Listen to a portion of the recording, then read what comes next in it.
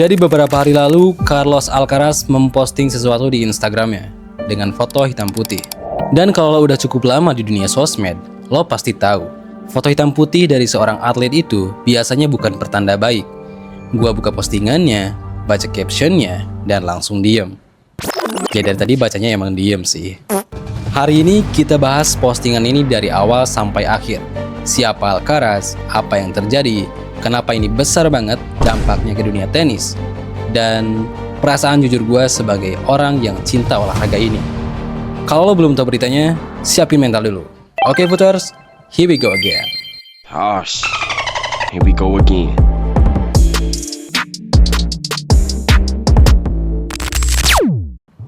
Nah, jadi ini postingannya. Foto hitam putih, Alcaraz di lapangan, ekspresi serius.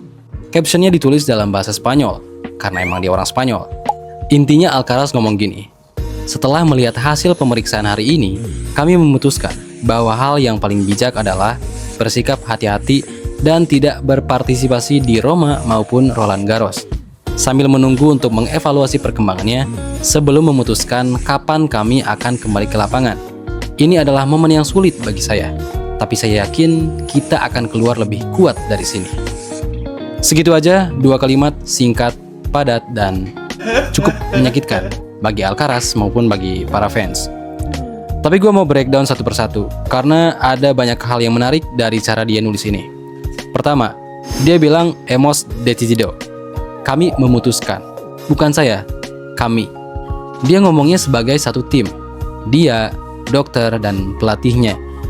Ini menunjukkan betapa seriusnya keputusan ini, bukan keputusan impulsif. Kedua, lo más prudente es ser cautos. Yang paling bijak adalah berhati-hati. Dua kata yang intinya sama, hati-hati. Dia menekankan 2 kali. Dan yang paling berat, es un momento complicado para mí. Ini momen yang sulit bagi saya. Di balik semua kalimat formal itu, ada manusia yang sedang kecewa. Dan dia mengakuinya.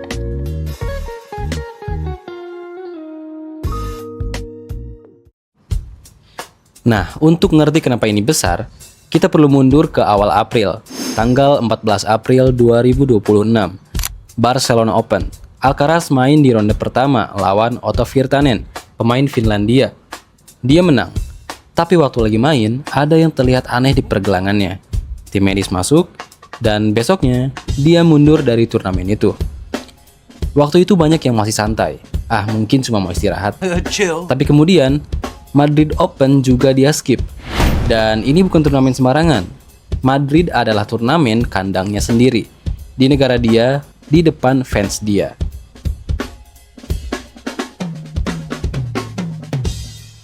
Tapi ada satu momen yang gue personally gak bisa lupain. Di tengah semua ketidakpastian ini, Alcaraz datang ke Laureus World Sports Awards di Madrid. Semacam Oscar-nya dunia olahraga. Dia datang ke red carpet, pakai jas rapi, senyum ke kamera, tapi pergelangan tangan kanannya dibebat dan dipasang splint. Kelihatan jelas banget. Dan dia menang World Sportsman of the Year. Penghargaan yang sebelumnya cuma pernah diraih Federer, Nadal, Djokovic dari dunia tenis. Bayangin posisinya. Malam itu harusnya jadi malam perayaan. Tapi dia berdiri di panggung itu sambil tahu bahwa pergelangannya mungkin akan merenggut momen terbesar di kalender tenisnya. Waktu ditanya soal Roland Garros, dia bilang ke TV, stasiun TV Spanyol, "Veremos a ver." Kita lihat saja nanti.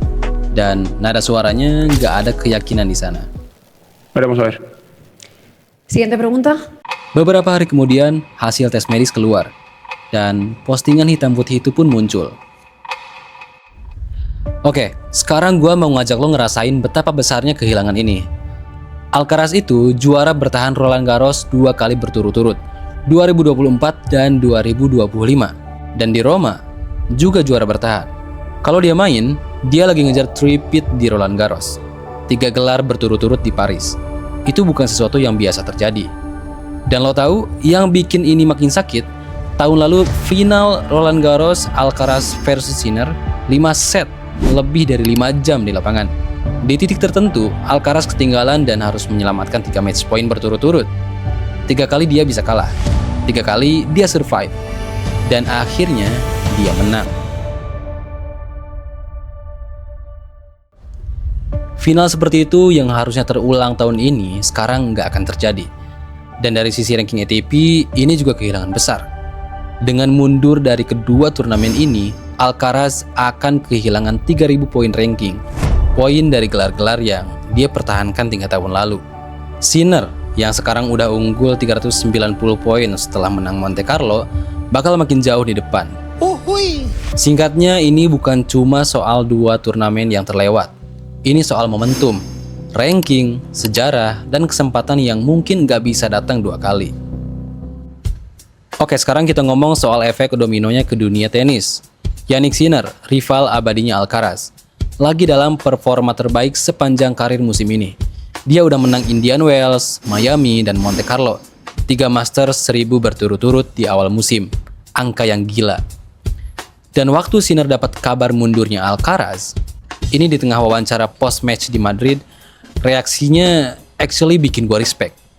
Dia bilang, "It's sad for tennis. Me being a competitor, I always wanna play against the best in the world, and he definitely is the best in the world on this surface."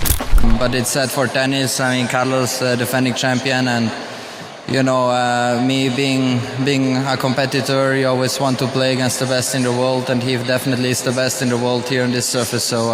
Dia nggak pakai momen ini buat pamer. Dia genuinely sedih. Dan itu menunjukkan betapa rivalitas mereka berdua ini bukan sekedar kompetisi, tapi juga rasa hormat yang dalam.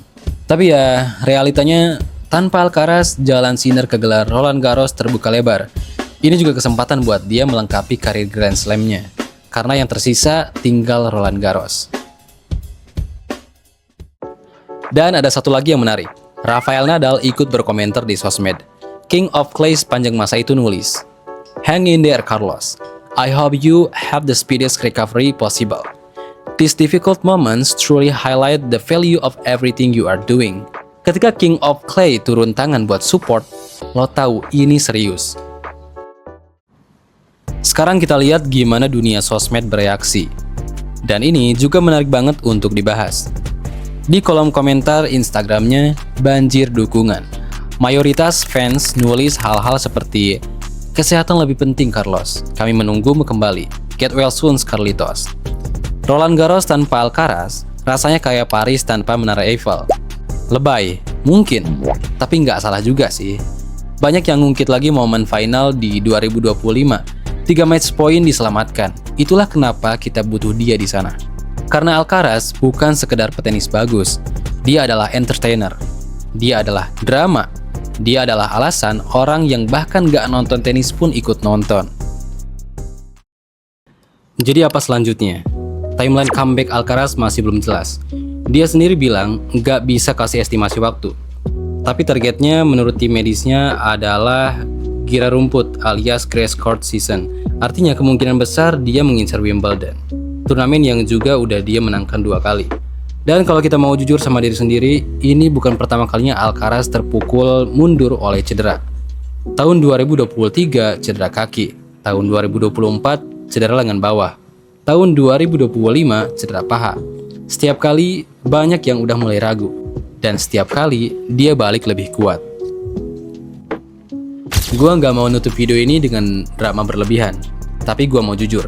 Sebagai orang yang mencintai tenis, momen kayak gini mengingatkan gue bahwa di balik semua gelar, semua highlight, semua postingan Instagram yang keren, ada manusia sungguhan yang lagi berjuang.